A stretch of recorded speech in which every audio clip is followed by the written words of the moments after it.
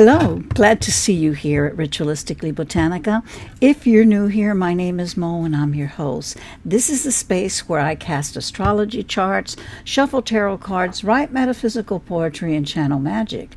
I also talk to you about botanicals, probably not as much as I should, because I'm an astrobotanist. At least that's what I call myself. That means I create herbal blends based on what the sky is doing when the formula comes together. Blends that speak the language of the stars and the earth. I don't just mix herbs. I wait for planetary alignments to tell me what to brew and when. And these blends, they're not just for sipping. You can chill them and add them to wine for a boozy botanical brew, mix with sparkling water for a botanical soda, brew them hot and cozy the old school sacred way. Add a splash to your Florida water or your bath. Spritz them on your face. Stir them into rituals or use them to soak your skin, your largest organ, remember?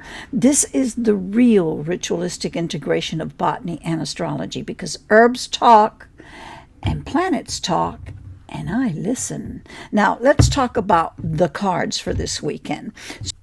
So I have been working with the Herbal Astrology Oracle by Adriana Ayelis, I'm not sure how to pronounce her name, excuse me.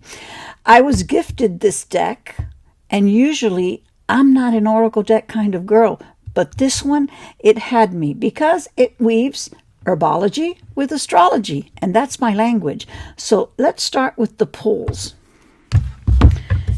Yesterday, I pulled this card, Skullcap. Its planetary energies are Pluto and Saturn. Its zodiac tie-in is Scorpio. And the tarot match is the Hermit.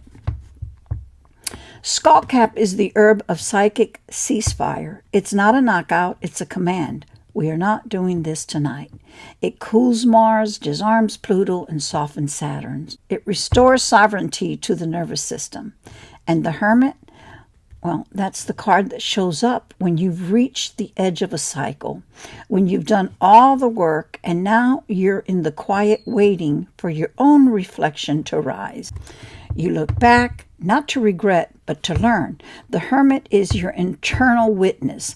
Skullcap helps you sit with what you've seen.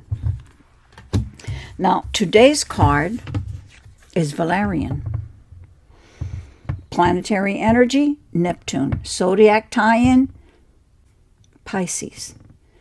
Spirituality. The card that shows a rat. Ouch. Remember, rats are survivors underground. So it's a submersion card. The tarot match, the Hanged Man. And it talks about acceptance. Now, Valerian isn't about giving up. It's about giving in to the moment that won't be rushed. The Hanged Man is that moment where nothing moves because something inside of you is still rearranging. It looks like suspension. It feels like stagnation, but it's preparation. Just like a fetus flips upside down before birth. Just like the Empress card holds that seed in stillness before it expands. You're not stuck. You're becoming. And let me say this about the rat on this card. The rat survives because it adapts. It accepts the terrain. It doesn't argue with the reality. It learns how to move through it. That's not weakness. That's spiritual intelligence. Let me tell you a story. I did a reading yesterday for a young woman, early 20s, beautiful, spiraling. No school, no structure, already married and left that husband, now living with another man who insults her daily. Just as I was sitting there reading for her, she was receiving texts from him and he was berating her. How ugly she was, how worthless she was. And yet she stays because she thinks she has nowhere to go. Because she's been gaslit into thinking she is the problem. Who gaslit her? Probably everybody in her environment, mostly herself now, because she's agreed to believe all that stuff. Her cards, Queen of Swords, Seven of Cups, Eight of Swords, all mental, all illusion, all pain. I told her the truth. The Queen of Swords does not come to sugarcoat this message for you, and she's not going to tell you what you want to hear or agree with what you want. She's going to ask you to look at your reality and be honest with yourself. Separate what it is that you want from what you know is not good for you. And the Queen comes to talk to you about it. So I told her the truth. You've got to go back and complete something you quit. Not for a diploma, but to teach your soul that you don't give up on yourself. Because if you don't do that, if you don't go back and finish at least one thing, you teach your psyche how to quit, how to abandon your own becoming. And no one can want your healing more than you do. So this is the message this weekend. The Hermit